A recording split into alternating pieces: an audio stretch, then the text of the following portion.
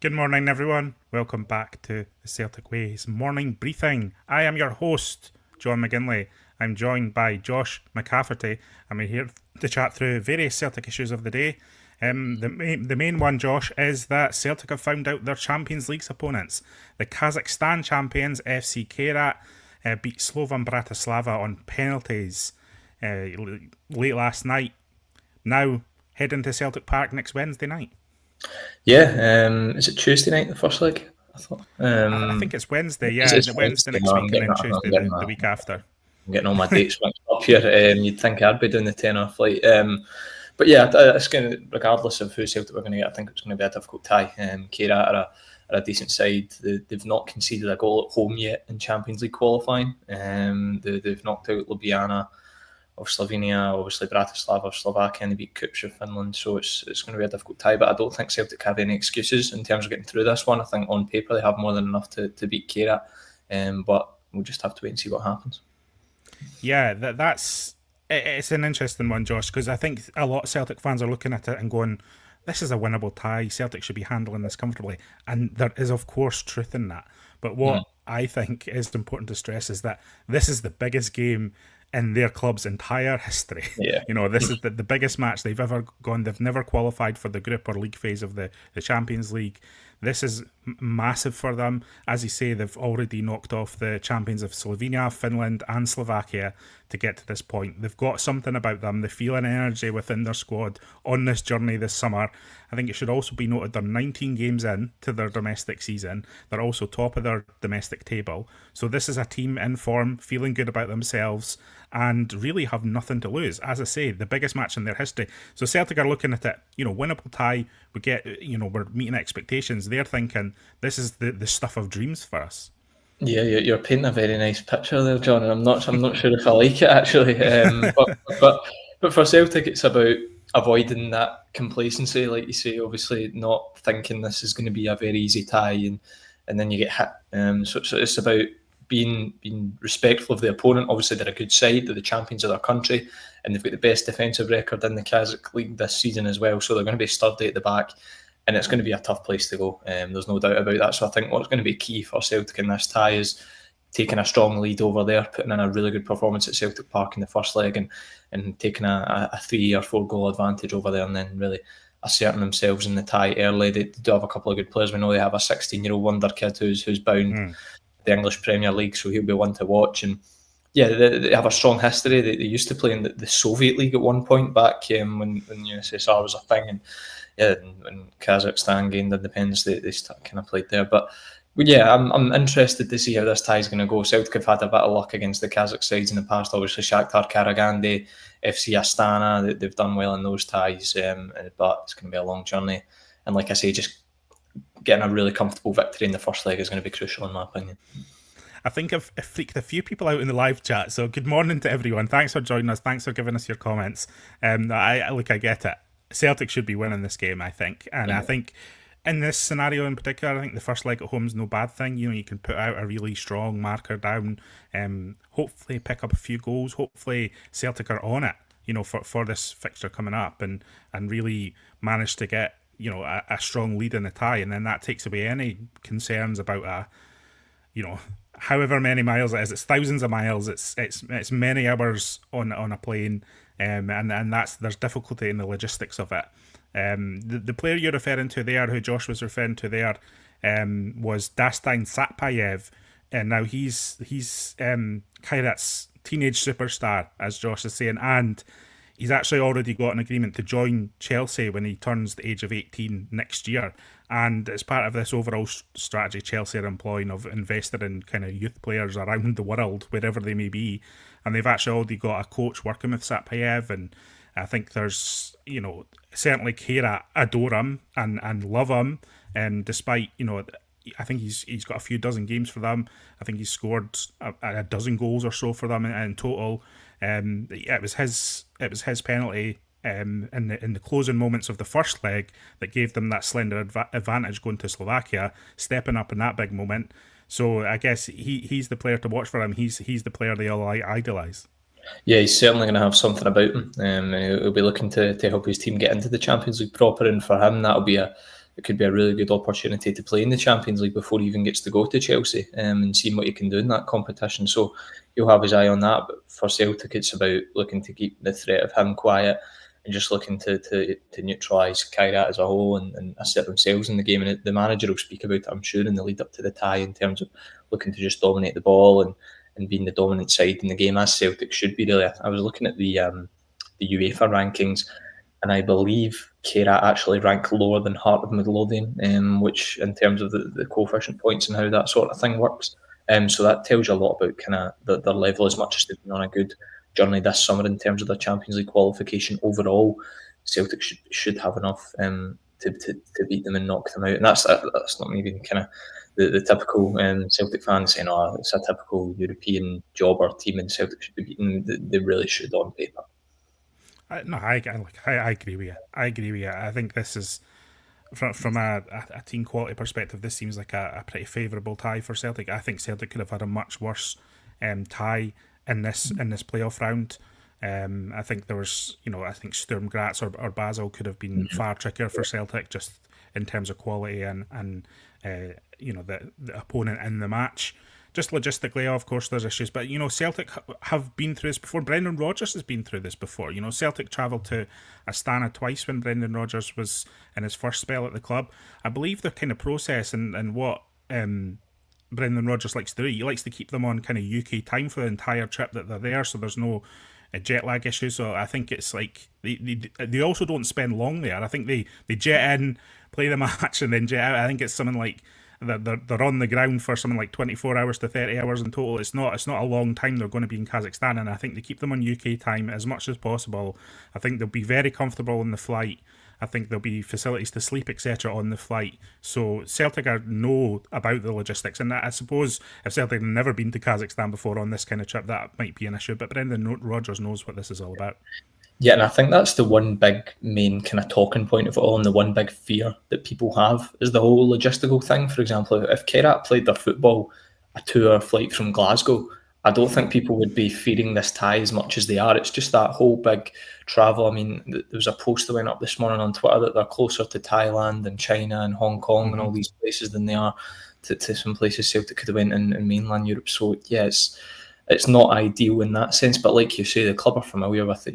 They went to Astana, they drew 1 each there in Brendan Rodgers' first season, then took the tie back to Glasgow. Dembele wins it with a late penalty, and then they almost had a wee scare in Astana the following season in the playoff, 1-5 at Parkhead. They went over there, and there was a very quick series of goals, but Celtic get through that tie in the end. So you're just hoping they can do that again and go over there and get through it. And like you say, Brendan will have the team. He knows what he's doing in these types of things, and that familiarity with it is certainly beneficial, because, like you say, if Celtic had never experienced anything like this before, I think it would be valid if people were worrying a wee bit more than they are. Brendan Rodgers was joking in his press conference last week. I think they took Madonna's jet. This is a weird bit of weird trivia. I think it was a jet owned by Madonna, I think, that they took to Kazakhstan. Brendan Rodgers didn't know that. He was asked that by a journalist at a press conference, and he says, "You took Madonna's trip last night. Are you going to be doing that again?" And he was a bit confused about that. And then he said, "Was it was maybe Madonna playing in the second half of that game against Astana?" Because, as you said, there was a quick series of goals, and everyone was a little bit panicky. But then Celtic alleviated the pressure. I think it was Olivier Ncham scored and alleviated the pressure of the game. So there was no late drama. That was just that flurry of goals sent your heart fluttering a wee bit. But yeah, again, should be noted, Celtic have played Kazakh teams 3 times over the last 15 years, so, and come through the tie every single time. So again, I don't think there's too much to fear here. I think it's more just like Celtic cannot be complacent about this at all. This is a major match of major importance. This isn't an early qualifier. It's it's direct route into the league phase with all these millions, all this glamour on the line, all this excitement on the line. And as we saw last year, for me, the Champions League is where Celtic need to be striving to be and compete on a regular basis. It was so exciting last year seeing Celtic go through that league phase and eventually get into the knockouts.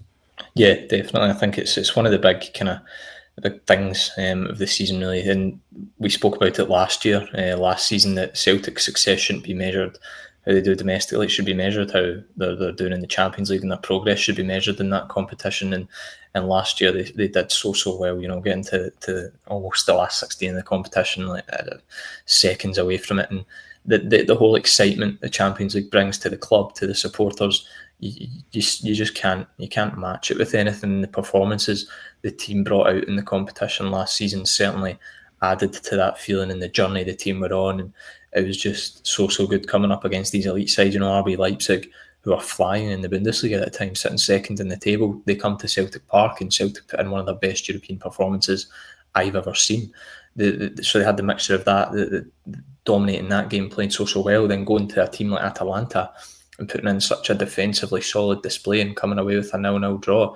And then you also had a game like Bayern where they played their football away at a big, massive European team and almost go through, and they got a result on the night. They drew 1 each, and they could have easily won the game on the night, and it would have been Celtic's first win on German soil. So there was so many positives to take from the Champions League campaign last season, and you're just hoping that Celtic can come through this Kairat tie and go into the new campaign and just build on that and look to improve on that. And I think if Celtic do qualify, the manager, his targets will probably be to go one step further and get to the last 16 and then see what Celtic can do after that.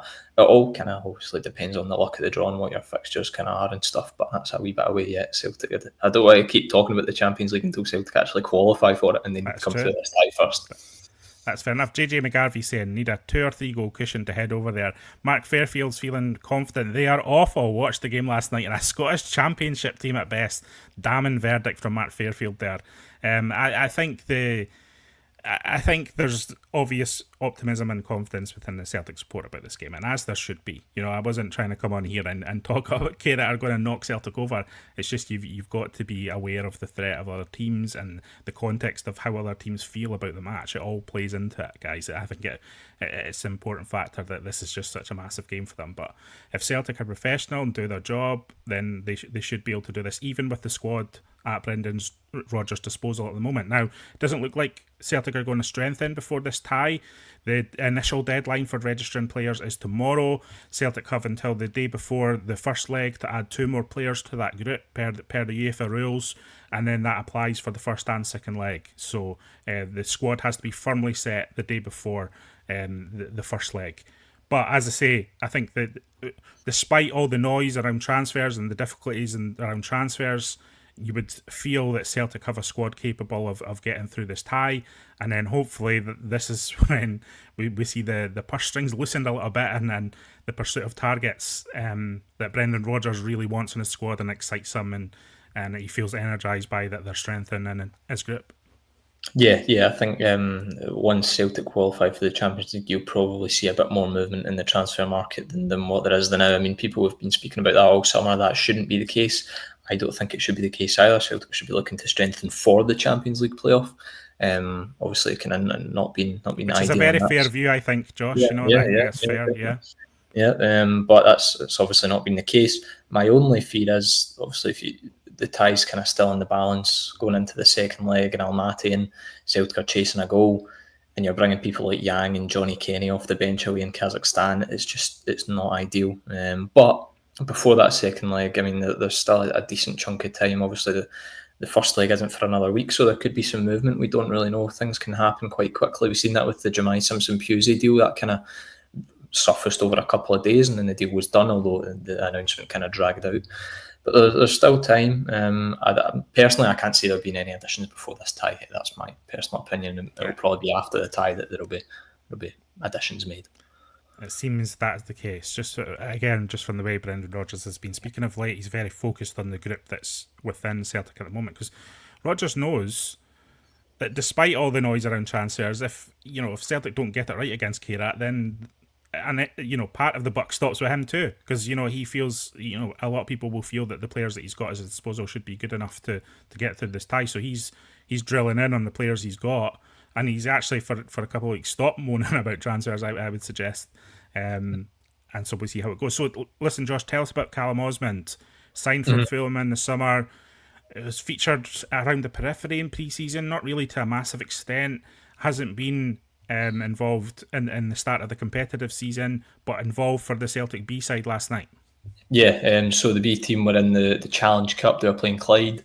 That competition is a league phase this season, so it's essentially similar to the Champions League. There's 32 teams, the 10 teams from League 2, 10 teams from League 1, and you've got the 10 Premiership B teams, so sorry, 30 teams, not 32, and then the top 22 go into the last 32, where they are joined by 10 Championship teams, so not confusing at all. But Celtic They're kicked getting off ambitious with the Challenge Cup there, Josh. I know. So they played Clyde last night. They won 3-1, and Callum Osmand, like you say, started the game. It was a pretty strong B team, actually. Ben Summers was playing as well. Colby Donovan in the mix too. But yeah, Osmand very much impressed. From what I gather, he got a man sent off for Clyde 10 minutes in. He was looking to run in behind the defence, brought down, red card, and then 2 minutes later he scored. Colby Donovan set him up. Sean McCardle also scored, and Samuel Isaguso, who's been captain in the B side of late, he scored as well. Mitchell Robertson, who's the captain the past couple of seasons, he's on loan at Inverness now, so it looks like Isaguso's taking the armband, and he's scored 2 goals in his last 2 games now, so he's doing pretty well. But yeah, Callum Osmand, I'm led to believe he was a club signing. You could say that. And obviously brought in kind of for the first team initially was what the belief was around the whole support and what everyone thought of the signing at the time. But in the B team last night, it remains to be seen what his future is going to look like beyond the summer. I think obviously we know Johnny Kenny's just signed that new contract last week. We've got Adamida, Shinyamada in the building, so there's certainly 3, perhaps even 4 strikers ahead of them if you include Dyson Maiden. That Callum Osmand cannot go anywhere in a cooperation agreement because he's not Scottish. So if he does go somewhere this summer, it would need to be on loan. And I wonder if that's something the club are maybe going to look into, because I don't think for his development playing B team football is ideal in the Lowland League or even the Challenge Cup. So I think if his future's not with the first team this season, find him a loan somewhere would be my opinion. Yeah, Henrik McLarson asking, do you see Osmand as a potential squad player? So I think there was a fair bit of chat around Osmand's involvement in the B team, and he's come from Premier League 2 and now he's playing with the Celtic B team. That's a step back from him. He'll be confused, etc. I think in isolation it can look like that, and again, around everything at Celtic this summer, I don't think the optics of it are great, but I would suggest that this might just be a game to keep Osmand sharp and keep his match fitness up. Brendan Rodgers has indicated from the start of the summer with Callum Osmand that a loan is a potential possibility. Just in the sense that he said he was going to be assessed in the pre-season period, and then the best decisions would be made for his development over time. And so I think the fact he's playing for the B team is probably, it could be just be a fitness thing. I don't think Callum Osmand's going to be playing regularly in the Lowland League this season, everyone. That's just not what I think at all. I can't see that happening. I think the most likely scenario, as Josh is saying there, is that he heads out on loan, I think. Which is fair enough, and we hope that he does well in that environment. Just when you look at it again, Rodgers uses this word, arithmetic. Who's ahead of him in the Celtic pecking order when it comes to a central striking position, which there is only one of. Shin Yamada, Johnny Kenny, Adamida, and even Daizameda.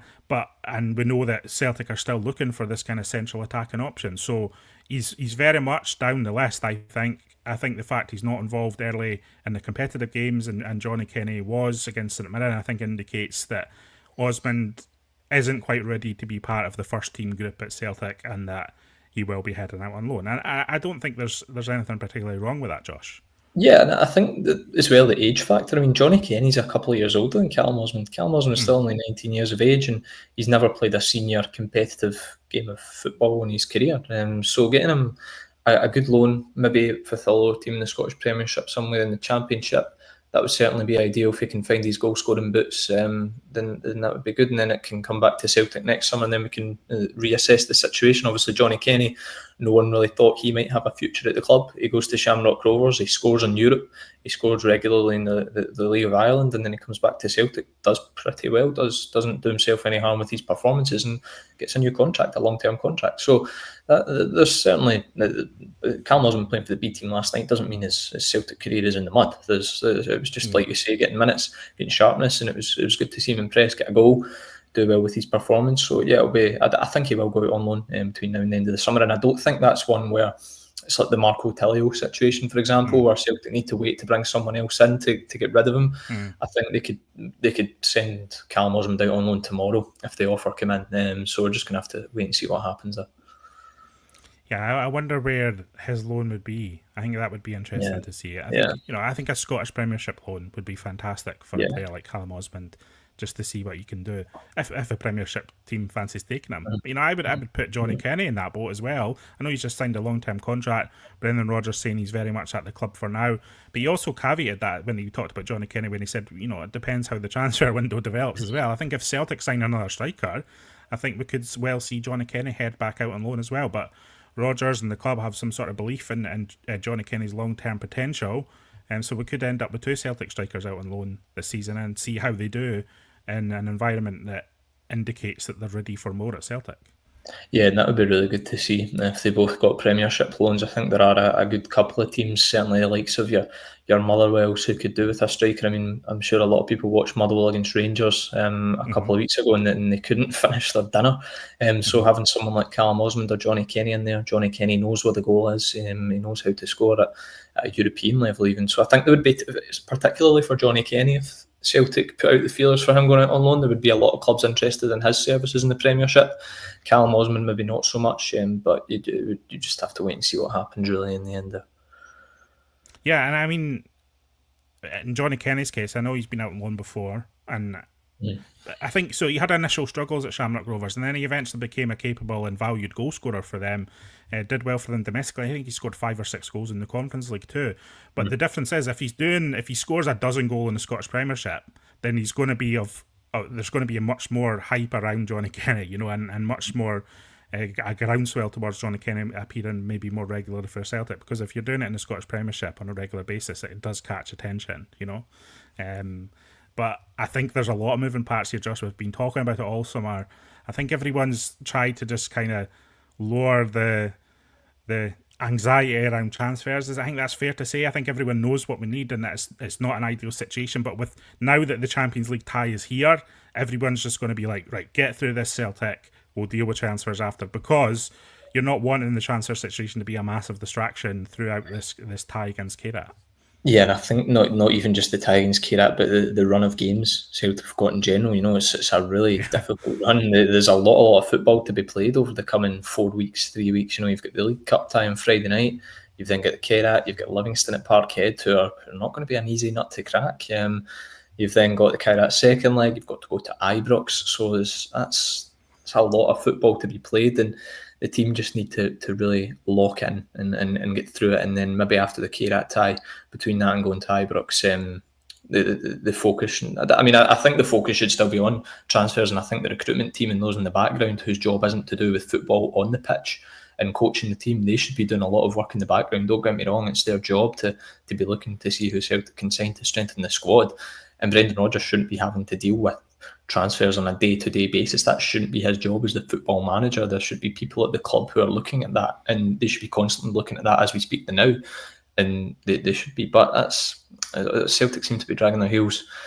It's not an ideal situation, but like you say, getting through the Kairat tie will be the manager's sole focus. I mean, he said he was fed up of talking about transfers even a couple of weeks ago. So what's it going to be like this weekend if someone asks him about it again when he's got this Kairat tie looming on his mind? So I'm sure that will be his focus. And then after that, if Celtic get through, then he will be fully focused on getting the squad in a good enough shape for the season. Just another note on the Kairat game for the second leg. I think it'll be an earlier kickoff. I think there's a 4-hour time difference, so I think their matches have been at 4 o'clock so far this summer. I don't know the exact time that the Celtic match will be. I don't think that's been quite confirmed yet, unless I'm mistaken. And again, so book an afternoon off work, everyone, just to make sure that you see that game, you see Celtic play. For this opportunity to get into the league phase, which is so big for us. I was talking up how big it is for Kairat earlier and the biggest game in their history, etc. But it's just so big for Celtic as well. Falkirk on Friday, Josh. We won't go too in depth on that. We've got some previews coming up on the channel about that. I was speaking to a Falkirk fan, a Falkirk podcast about this game on Friday night. They're very much looking forward to it. They held a lead at Celtic Park last year in the same competition, albeit in the quarter-final.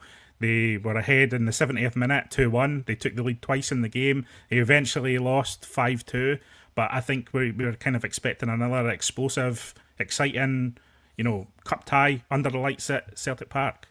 Yeah, it's going to be a good game. Very much looking forward to it. Obviously, Friday night football, we don't often get that at Celtic Park. I think going into the game, like you mentioned, that Falkirk tie last year, that will be very much on Brendan Rodgers' mind. For this one, he'll be looking to avoid a situation like that when you've got a Champions League playoff in a couple of days. I expect him to rotate the team around a wee bit. I don't expect it to maybe be the same team that started the game against Aberdeen. Maybe Luke McCowan gets a start here. Someone like Arne Engels comes into the team. I'm not really sure. Yang, perhaps. We'll just have to wait and see what the lineup is like. Falkirk went great the weekend. I watched the highlights of their game against Livingston. They lost 3-1. I'm looking forward to Scott Bain's masterclass on Friday night. I think he's going to play out his skin, isn't he? It's typical. And I saw yesterday actually reports that Ismaila Soro is training with Falkirk. That would be quite something if they managed to sign him in time, get Soro on for a booking. That's free money basically. But yeah, it'll be a good tie, I'm sure. And obviously, if Celtic get through this, then they're one game away from Hampden. So yeah, looking forward to it, Friday night football, and hopefully Celtic can get the result. Yeah, it's. I think a lot of teams come to Celtic Park and play very defensively. I'm not really expecting that from Falkirk at all. First of all, it's not John McGlynn's approach, and speaking to Falkirk fans, he doesn't really have that plan B that he goes to. And I think with this being a cup tie, there's no fear for them, taking a doing and their goal difference gets hammered and etc. etc. This is it's a one-off cup tie. It's their chance to get into the next round. They're feeling good about themselves. It's not like they've had a couple of bumps in the road early on in the Scottish Premiership. I watched the whole of their game against Dundee United, and there was so much energy and passion around Falkirk and their fans, and returning to the Premiership for the first time in 15 years. Again, it's one of these clubs in Scotland that there's just so much excitement around this season. There's many clubs across the country who are like that heading into the season. And I think they'll be a worthy opponent on Friday. And I think it's the type of match that should suit Celtic. I think they just need to figure out how to play around, the intensity of Falkirk's press. I think what happened last year is that Falkirk also started the game really well and then puffed themselves out a little bit and really, fell out of the game in the second half. And another factor is Celtic had a lot of quality to bring off the bench and then just further punish Falkirk when they were kind of on the ropes. Yeah, and I was going to say as well, for that cup tie last season, if I remember correctly, it was a much changed Celtic side. I think it was Alex Vai's debut, one of Austin Trusty's first starts. Paulo Bernardo started in the midfield, which was a rarity at the time. And yeah, I think it was an altered Celtic 11, let's just put it that way. And like you say, when they brought the quality off the bench, I think Nicholas Kuhn got 2 goals and 2 assists off the bench that day or something stupid like that. So yeah, the Celtic maybe don't have the same quality to bring off the bench this time around if things get sticky, but I guess that rounds back to the whole transfer argument, which we're all sick of at the minute. But they should have enough to get through the time. Like you say, Falkirk style of coming out, playing, as long as Celtic don't kind of get flabbergasted and stutter at that, they should be fine and be able to play through it and get the one in the end, because we've seen how Celtic do against these types of teams. Seen it in pre-season, even somewhat against Sporting. They did well against Newcastle United at Celtic Park. They did so well playing against them. St Mirren, they kind of struggled with a low block, but I think Falkirk's style should play into Celtic's hands, and Celtic should have more than enough to get the victory. No, I agree. It's an exciting few weeks, Josh. I mean, we start the season and there's no kind of bedding in, is there? It's Champions League playoff. There's a game against Rangers coming up. We've just been at Pittodrie. I mean, it's all go, and I love it. This is what we like about the start of the season. Yeah, and I think the international break, as much as people don't like them, I think it will probably come at the perfect time for Celtic. After that, the Champions League playoff, take a breather. Yeah, you've got to go to Ibrox. Transfer window shut. After that, you've got a 2-week breather, because it's certainly been a rock and roll start to the season. We've not really been used to them over the past couple of years. We've had no Champions League playoffs. It's just been 3 league games. Then you're at Ibrox, and it's a break, so people are a bit bored when the international break comes around. But I think this time it's going to be a welcome break for both the team and perhaps the fans as well, because it's been a frantic start to proceedings. You're talking about yourself there as well, Josh. Perhaps, yeah, definitely. Listen, thanks for joining us, everyone. If you want to know more about Falkirk, we'll have a full Falkirk, this opposition focus show that was started on the channel, and you can check that out. Other stuff on the channel, obviously the morning briefings that have been on so far this week. The weekly podcast that myself and Hamish have started, the second episode of that went live on Monday evening. Thank you for the response to that. The response to that has been amazing. The feedback on it has been very humbling, and we appreciate it. We're trying to do something a little bit more in depth on that show, so if you like that kind of thing, go and check that out. And we've got lots going up on the website as well. Definitely check out the website. We've got exclusive interviews coming up. We've got analysis of Kairat. We've got analysis of various things. We had analysis of Benjamin Nygren being the box crash at Celtic, and then hours later he crashed the box at Pittodrie and scored Celtic's opening goal. So if you like your Celtic news analysis, do consider going to celticway.co.uk and checking that out. A subscription, £1 for 6 months, gets you access to all of our more exclusive and premium features, but also, ad-free access to daily Celtic news, which I know is important for a lot of people too. So £1 for 6 months gets you all of that. So check that out if you can. We'll be back tomorrow morning, of course, with another morning briefing. Lots more videos coming out on the channel over the next few days. So yeah, thanks for joining me, Josh. We'll see you again. You've got your youth column coming up as well. People can check that out on the site tomorrow. So lots going on, and we thank you for your time. We thank everyone in the chat. We thank everyone in the comments below, and we'll see you again next time on the Celtic Way.